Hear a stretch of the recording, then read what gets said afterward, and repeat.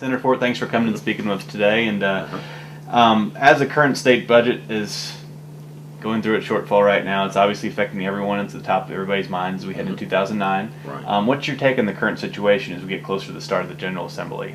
Well, in a phrase, fear and dread. I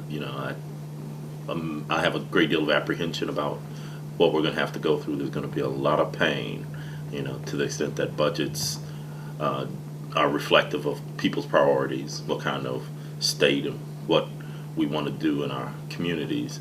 It's going to be a difficult budget, and so I approach it with a little bit of fear and dread, but it's got to be done.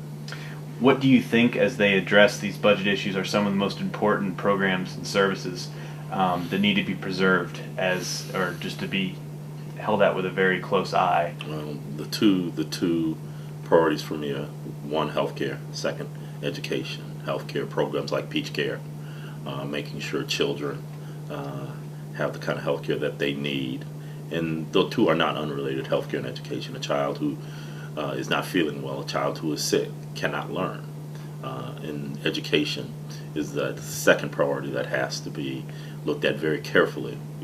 Education has sustained hundreds of millions of dollars of budget cuts over the last several years, and I'm just concerned that deeper cuts would put Georgia further behind nationally in education issues. I'll be very honest with you. My disposition has always been that I'd rather scrape the gold off the dome than to cut education. All right. Well, talked about education, healthcare, obviously the budget. And speaking with your constituents over the course of the interim session, what are some of their main concerns going into next year? Obviously, the budget's on top of their mindset, but anything else that they're hoping to see addressed? Other than the budget? Yes.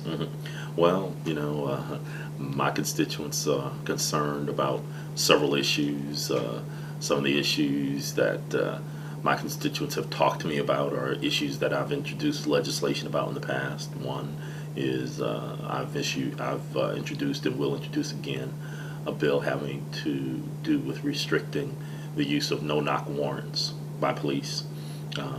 We had a incident in my district 2 years ago with the death of Catherine Johnston that my constituents are still concerned about. So it's issues like that.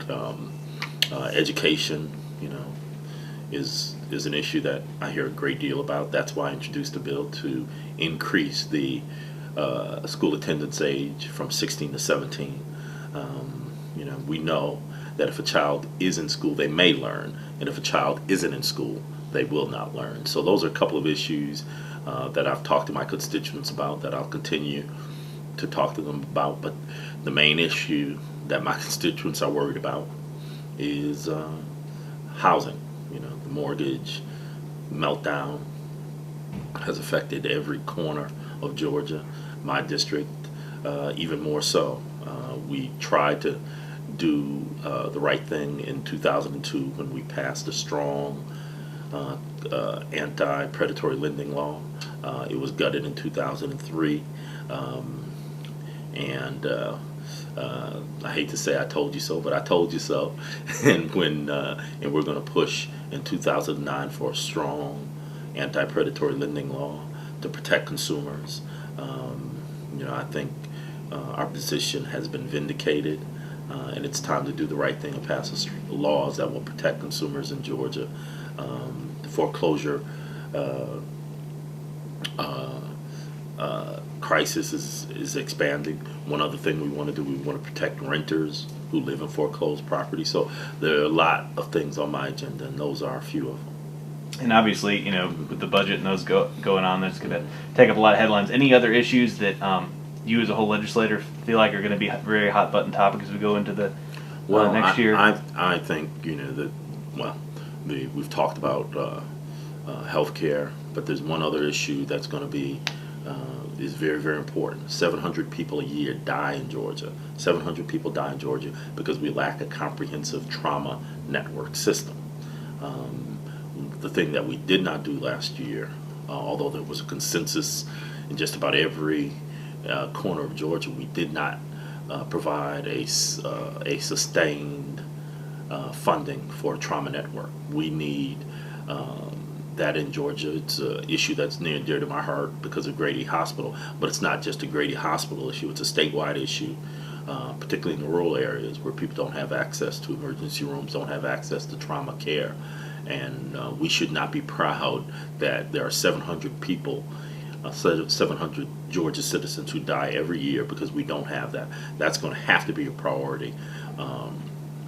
Because it's not a theoretical issue, it's not a distant issue, it is a real issue, a real practical issue of saving people's lives. So that's another issue that I think will get a lot of attention. Suffice to say, it's going to be a very, very busy time here in a couple weeks. So, well, thank you so much for coming down. Anything else you want to add before we? No, I think that's just about it. Okay. And I'm looking forward to the session and doing the people's business. Sounds good. Well, thank you for joining us, Senator. We appreciate it. Thank you.